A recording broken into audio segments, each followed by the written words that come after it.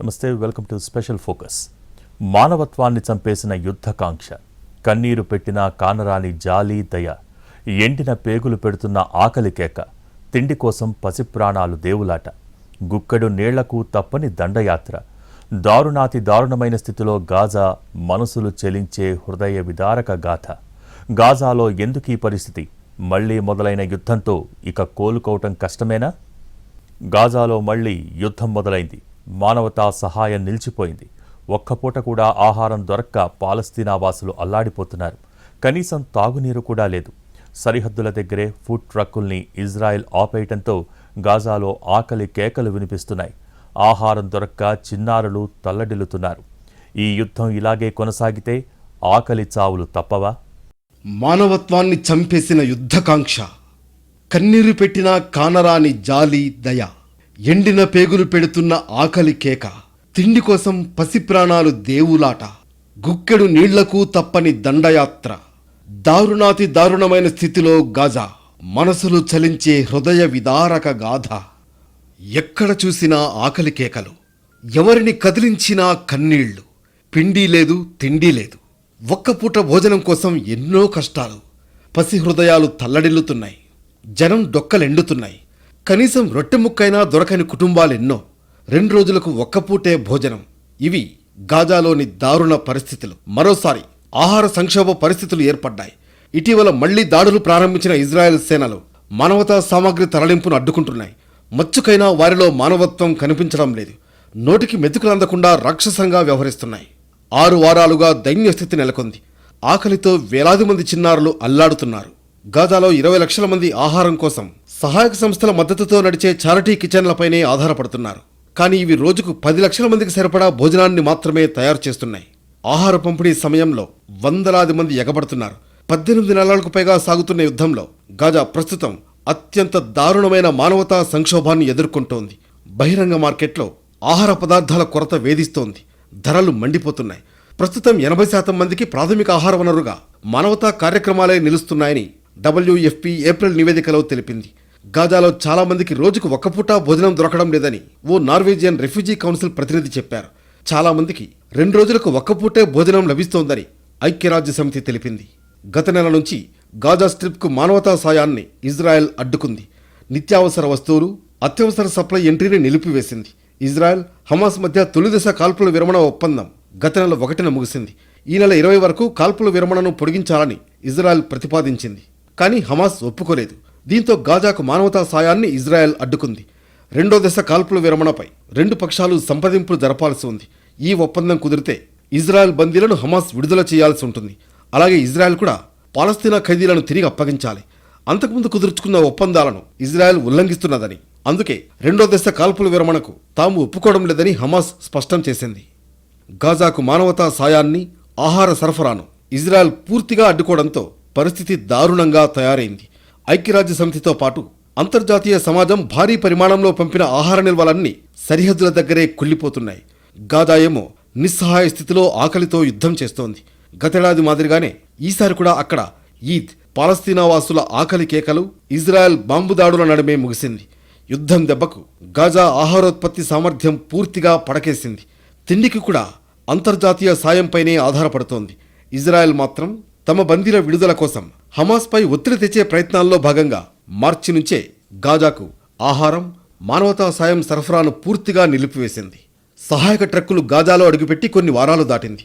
18 నెలల క్రితం యుద్ధం మొదలైనప్పటి నుంచి గాజాకు ఇంతకాలం పాటు ఎలాంటి ఆహార సరఫరాలు అందకపోవడం ఇదే తొలిసారి. దాంతో ఇంధనం తదితరాల కొరత తారాస్థాయికి చేరింది. అంతేకాదు, కనీసం పిండి నిల్వలు కూడా లేని పరిస్థితి. ఫలితం గాజాలోని బేకరీలన్నీ మూతపడ్డాయి. అందుబాటులో ఉన్న ఇతర ఆహార పదార్థాలను, రొట్టెను తింటూ రోజు వెళ్లదీస్తున్నారు. పరిస్థితి వివరించలేనంత దారుణంగా ఉంది. కనీసం తాగేందుకు నీళ్లు కూడా లేవు. ఇంత దారుణం చూస్తామని ఎన్నడూ అనుకోలేదని పాలస్తీనా వాసులు వాపోతున్నారు. పిల్లలు రాత్రి భోజనం చేయకుండానే పడుకుంటున్నారు. ఈ ఒక్క రాత్రికి ఓపిక పట్టండి, ఉదయాన్నే పిండి తెచ్చుకుందామని వారికి అబద్ధాలు చెబుతూ నిద్రపుచ్చుతున్నామంటూ తల్లిదండ్రులు కన్నీళ్లు పెట్టుకుంటున్నారు. రఫా తదితర క్రాసింగ్లను తిరిగి తెరిచేలా ఇజ్రాయెల్పై అంతర్జాతీయ సమాజం ఒత్తిడి తేవాలని వేడుకుంటున్నారు.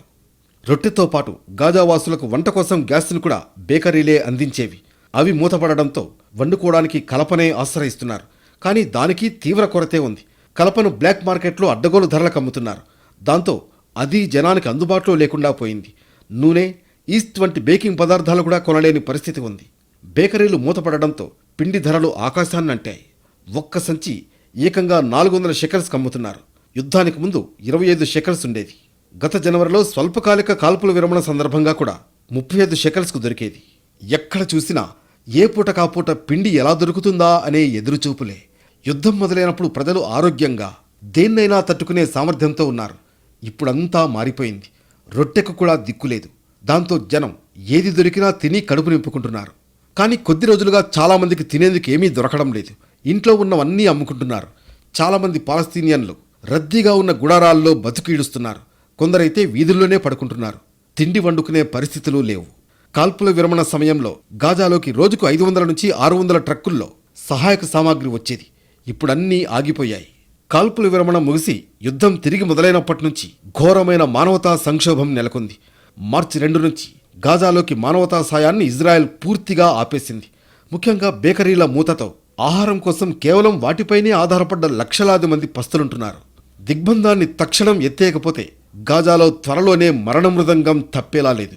ఇక గాజాలో పోషకాహార లోపంతో బాధపడుతున్న చిన్నారుల సంఖ్య పెరిగిపోతోంది. మార్చిలో 3600కు పైగా చిన్నారులు ఈ సమస్యతో ఆసుపత్రిలో చేరారు. అంతకుముందు నెలలో 2000 మంది పిల్లలు చేరారు. స్థానికంగా పోషకాహార లేమికి ఇవి అద్దం పడుతున్నాయి. ఇజ్రాయెల్ దాడులతో చిన్నారుల వైద్య సేవలకు అంతరాయం ఏర్పడుతోంది. 173 చికిత్సా కేంద్రాల్లో ప్రస్తుతం 60% మాత్రమే పనిచేస్తున్నాయి. మరోవైపు గాజాపై ఇజ్రాయెల్ మారణకాండను కొనసాగిస్తూనే ఉంది. ఇళ్లను లక్ష్యంగా చేసుకుని తరచుగా యుద్ధ విమానాలు దాడులు చేస్తున్నాయి. పదుల సంఖ్యలో పాలస్తీనియన్లు చనిపోతున్నారు.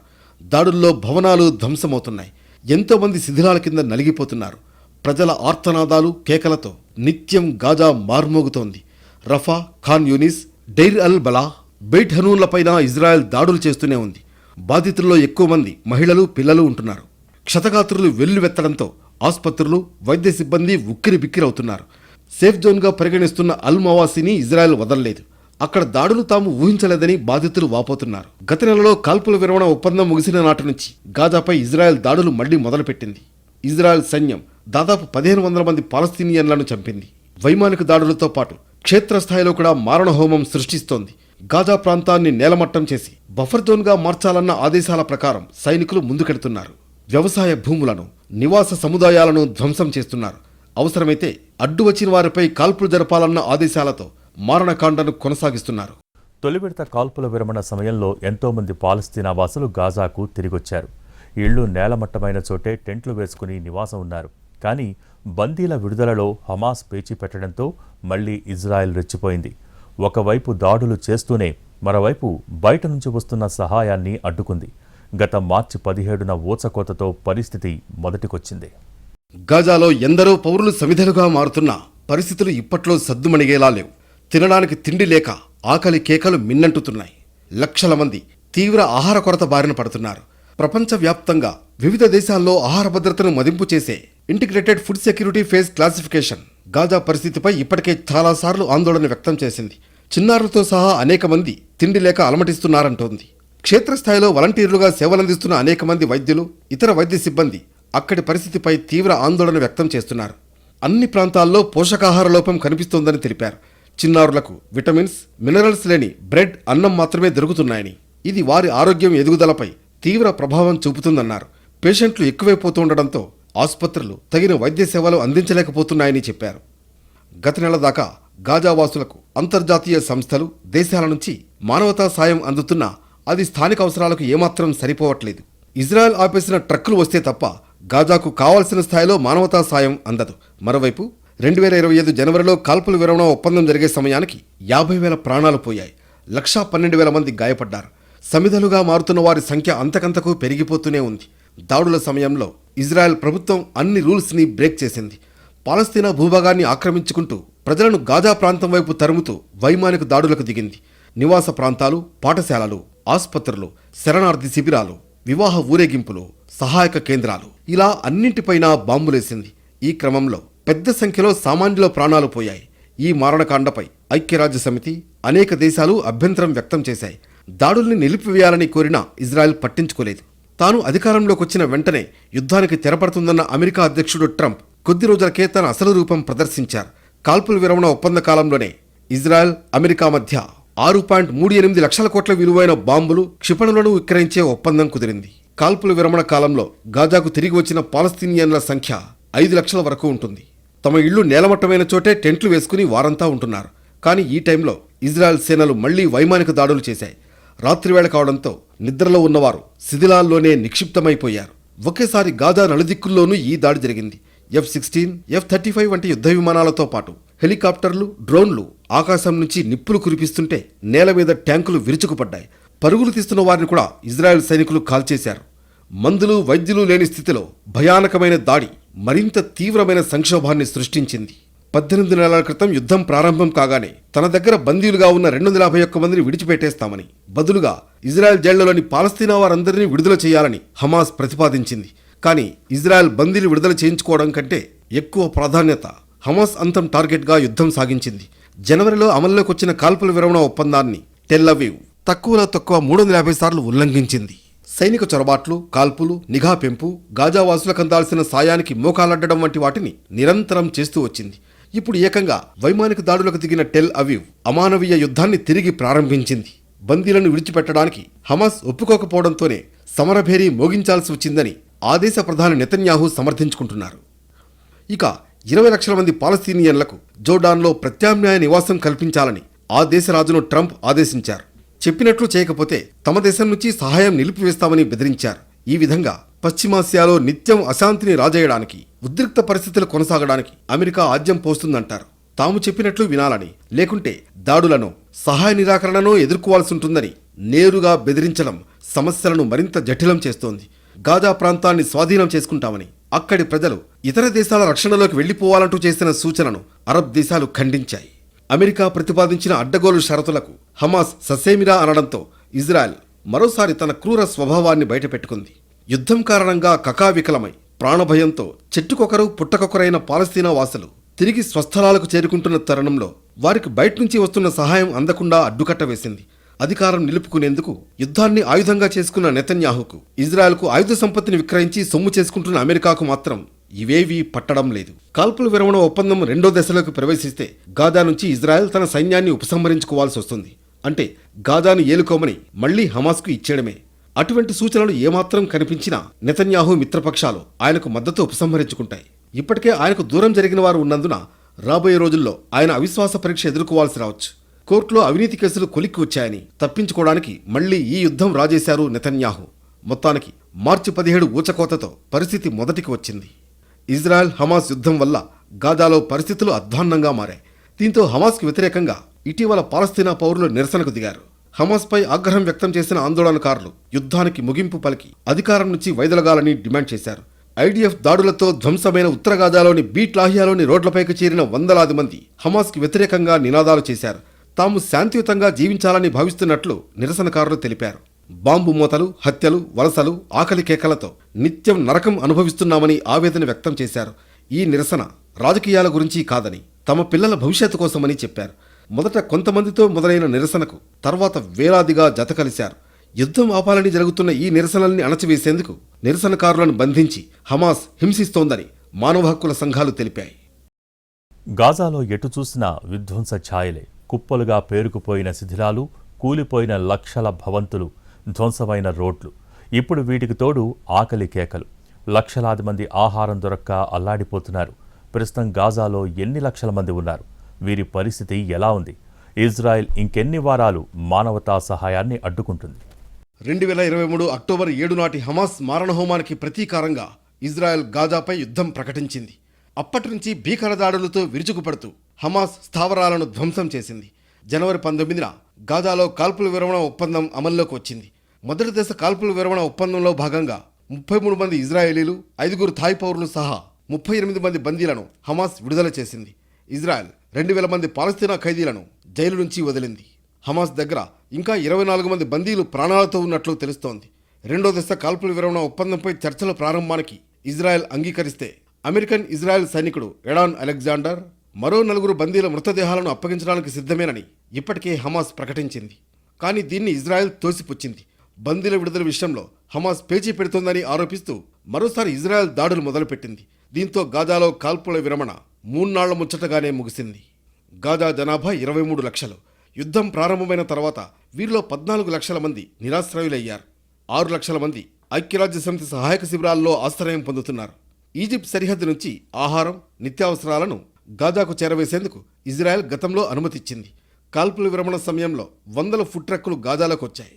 కానీ ఇది ముగిసిన తర్వాత ఆహార సామాగ్రి వాహనాలకు ఇజ్రాయెల్ అనుమతించకపోవడంతో వేలాది మంది పాలస్తీనీయులు ఆకలితో అలమటిస్తున్నారు. ఇక యుద్ధానికి ముందు ఉన్న భవనాల్లోని 3/2 వంతులు అంటే 1,70,000కు పైగా ధ్వంసమయ్యాయి. 68% రోడ్ నెట్వర్క్ నాశనమైంది. 75% పైగా నీటి పంపిణీ వ్యవస్థ దెబ్బతింది. ఇక శరణార్థులు ఎక్కువగా నివసించే ఉత్తర గాజాలోని జబాలియా పట్టణం మొత్తం శిథిలాల కుప్పగా మారిపోయింది. ఇజ్రాయెల్ దాడులతో గాజాలో సగానికి పైగా వ్యవసాయ భూమి ధ్వంసమైంది. 95% పైగా పశువులు, గొర్రెలు మృత్యువాత పడ్డాయి. గాజాలో ఎటు చూసినా విధ్వంస ఛాయలే. కుప్పలుగా పేరుకుపోయిన శిథిలాలు, కూలిపోయిన లక్షల భవంతులు, ధ్వంసమైన రోడ్లు కనిపిస్తున్నాయి. ఈ క్రమంలో గాజా కోలుకోవాలంటే దశాబ్దాల కాలం పడుతుందని ఐక్యరాజ్యసమితి తేల్చి చెప్పింది.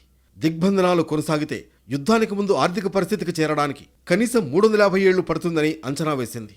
10% ఆర్థిక వృద్ధి ఉంటుందని భావిస్తే 2050 నాటికి గత పరిస్థితికి గాజా చేరుకుంటుందని తెలిపింది. అది కూడా మిలిటరీ చర్యలు లేకుండా సరుకుల రవాణా స్వేచ్ఛగా జరిగి పెట్టుబడులు వచ్చి ఏటా 2.8% జనాభా పెరుగుదల ఉన్నప్పుడు మాత్రమే సాధ్యమని అభిప్రాయపడింది. ఇక్కడి భవన శిథిలాల తొలగింపు పైన ఒక అంచనా వేసింది. యుద్ధం కారణంగా పేరుకుపోయిన 50 మిలియన్ టన్నుల భవనాల శిథిలాల తొలగింపునకు కనీసం 21 ఏళ్లు పడుతుందని, $1.2 బిలియన్ ఖర్చవుతుందని లెక్కగట్టింది. హింస కారణంగా గాజా అభివృద్ధి 69 ఏళ్లు వెనక్కిపోయిందని తెలిపింది. ఇప్పుడు ఇజ్రాయెల్ దాడులతో గాజా మళ్లీ నెత్తురోడుతోంది. భీకర దాడుల్లో ఇప్పటికే వందలాది మంది ప్రాణాలు కోల్పోయారు.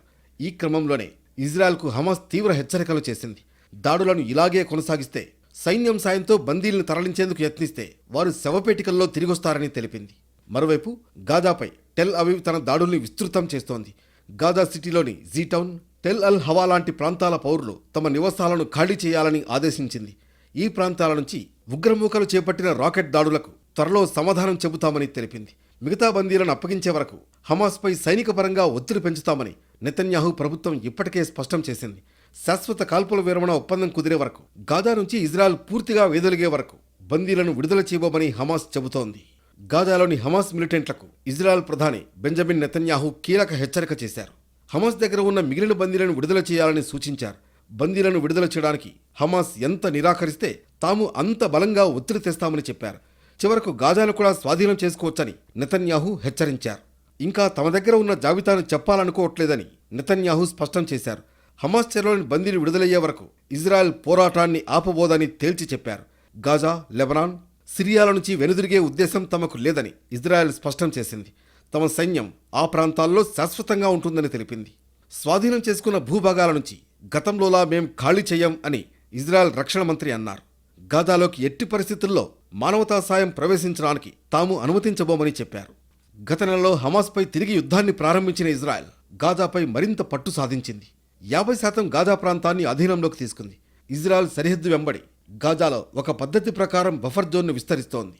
పాలస్తీనియన్లు తిరిగి వెనక్కి రాకుండా, ఒకవేళ వచ్చినా అక్కడ ఉండేందుకు ఎలాంటి ఆవాసం లేకుండా అంతా ధ్వంసం చేస్తున్నారని అంతర్జాతీయ మీడియా కూడై కూస్తోంది.